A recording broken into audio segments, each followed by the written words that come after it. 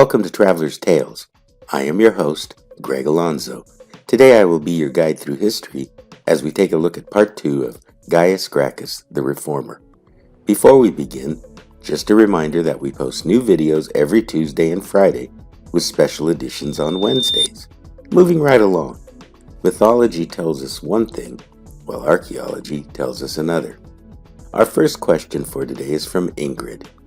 She asks, why was Gaius Gracchus assassinated?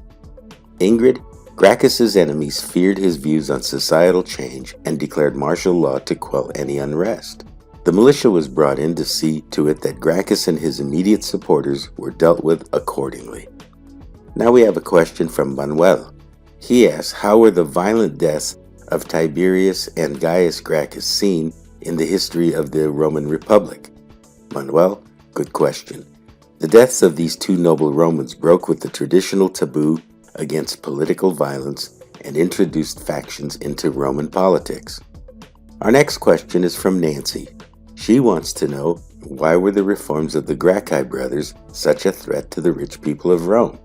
Nancy, put simply, the reforms of the Gracchi brothers lessened the power of the Senate and limited the amount of public lands the rich could buy.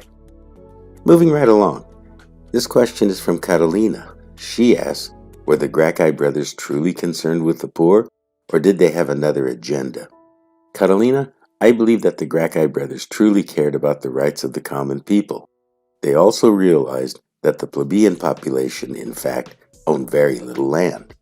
I believe that they saw a more diverse society with some upward mobility, good for the people of Rome as a whole. This question is from Nicholas. He asks, what effect did the deaths of the Gracchi brothers have on Roman politics?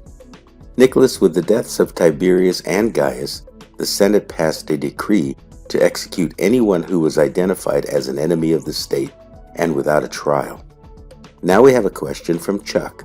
He asks, why did some of the senators fear the Gracchi brothers? Chuck, the faction of the Senate who opposed reforms were in fact greedy and cared for only their own gain. I would also add that they feared change. Conservatives look to the past, while progressives look to the future and see change as a good thing. Let's press on. Lottie wants to know if Gaius was married. Yes, Lottie, he was. His wife was named Licinia. She was the daughter of Publius Licinius Crassus and from one of Rome's most influential families. We still have time for a couple more questions. Tamara wants to know if Gaius Gracchus had any children. Yes, Tamara, he and his wife had 2 children.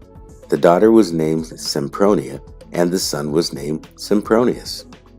Our next question is from Fredo. Fredo asks, what exactly was the Numantine War? Fredo, good question. The Numantine War was the last conflict of the Celtiberian Wars fought by the Romans to subdue those tribes that lived along the Ebro River, which is located in present-day Spain. Our last question for today is from Ezra. He asks if Gaius and Tiberius were great orators. Yes, Ezra, they were. They both had the reputation for rousing the crowd. Gaius was reputed to have even changed the style of public speaking, and he was renowned for his quick wit. This brings us to the end of part 2 of Gaius Gracchus, the Reformer.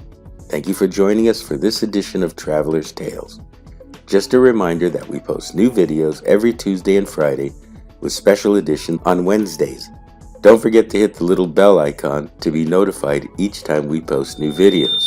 For your convenience, we have also posted our email address and Instagram information. We enjoy hearing from our subscribers. Don't hesitate to contact us with any questions or comments you may have. If you haven't subscribed to Traveler's Tales, please do. This really is the best way to help our channel grow. Traveler's Tales will return with Pericles and the Golden Age of Athens. Until we meet again at the crossroads of folklore and fact, Cartistos.